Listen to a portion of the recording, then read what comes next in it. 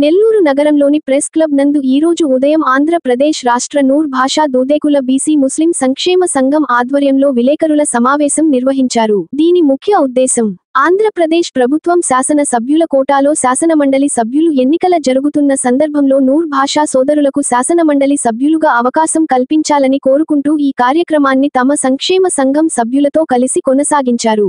ఈ కార్యక్రమంలో కోస్తా Andhra working president Sheikh Khader బాషా, ఆంధ్రప్రదేశ్ రాష్ట్ర కమిటీ రాష్ట్ర ఉపాధ్యక్షులు షేక్ బజార్ జాన్, ఆంధ్రప్రదేశ్ కమిటీ రాష్ట్ర కమిటీ సభ్యులు మనలో కాజా మస్తాన్, రహమతుల్లా, అల్తాఫ్, ఖాదర్ వలీ తదితరులు పాల్గొని విజయవంతంగా కొనసాగించారు. ఎక్కడేసిన కూడా అక్కడగా ఉన్నారు. ఎందువల్లంటే రాజకీయంగా వాళ్ళకి స్థానం కల్పించలేకపోవడం, చట్టసభల్లో అవకాశం లేకపోవడం వల్ల వారు పడే ఇబ్బందులు ఆర్థికంగా కావచ్చు, సామాజికంగా కావచ్చు, రాజకీయంగా కావచ్చు, వాళ్ళు పడే ఇబ్బందులు చట్టసభల్లో తెలియపరచుకుంటే ఆ కులం డెవలప్ అవుతుందని పూర్తిగా స్థాయిలో అందరికీ తెలిసిన విషయమే.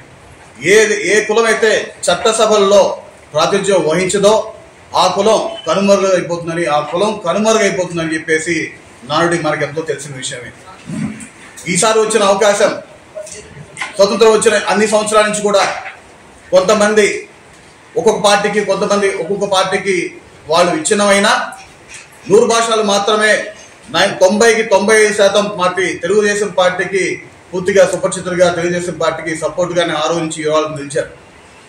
అదే తెలుగుదేశం పార్టీ మమ్మల్ని వాస్తవంగా నూరు భాషలని పూర్తి స్థాయిలో అభివృద్ధి చేసింది రాజకీయంగా తెలుగుదేశం పార్టీ. ఆనాడు అనంతపురం జిల్లా పరిషత్ చైర్మన్గా చమన్ గారికి అవకాశం ఇచ్చింది ఈ Telugu Desam party. Mayor Vellore mayor Noorjahan గారికి కూడా ఆ రోజు అవకాశం కల్పించింది కూడా ఈ తెలుగుదేశం పార్టీ. ఎప్పుడు కూడా అవకాశం తెలుగుదేశం పార్టీలో నూరు భాషలు ఎంత నమ్మకంగా ఉన్నారో అదేవిధంగా వారు కూడా నూరు భాషని కులాన్ని అంత ఇదిగా చూసుకుంటూ జాగ్రత్త చేస్తూ వస్తున్నారు. అదే ప్రకారంగా నారా లోకేష్ గారు మనం చేసినటువంటి పాదయాత్రలో మాకు అవకాశం కల్పిస్తారని ఈసారి ఖచ్చితంగా చట్టసభల్లో మీ నూరు భాషలు దూదేకులకి అవకాశం కల్పిస్తారని ఆయన చెప్పడం జరిగింది. డిక్లరేషన్లో భాగంగా కూడా మా కుల అభివృద్ధికి అనేక అంశాలు ఆయన చేపట్టి చేసి వివరించడం జరిగింది. నారా చంద్రబాబు నాయుడు గారు ఏలూరు సభలో కూడా మా దూదేకుల కులస్తుల గురించి గొప్పగా చెప్పడం జరిగింది.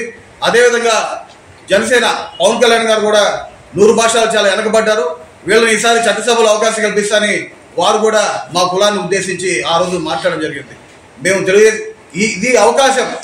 ఈ అవకాశాన్ని పూర్తి స్థాయిలో ఈ 5 మందిలో మాకు అవకాశం మా నగురు మీద కావచ్చు, గారు కావచ్చు, ఇంకొకరు కావచ్చు, ఎవరు మీ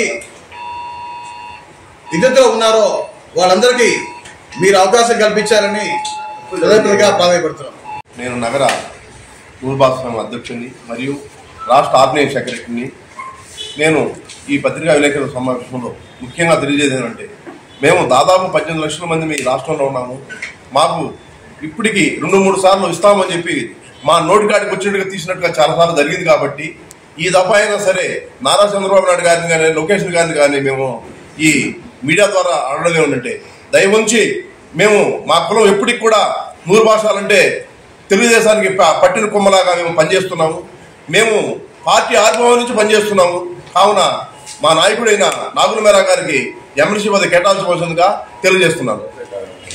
లైక్, షేర్, సబ్స్క్రైబ్. మరిన్ని వీడియోల కోసం గంట సింబల్ ని క్లిక్ చేయండి. Thanks for watching this video.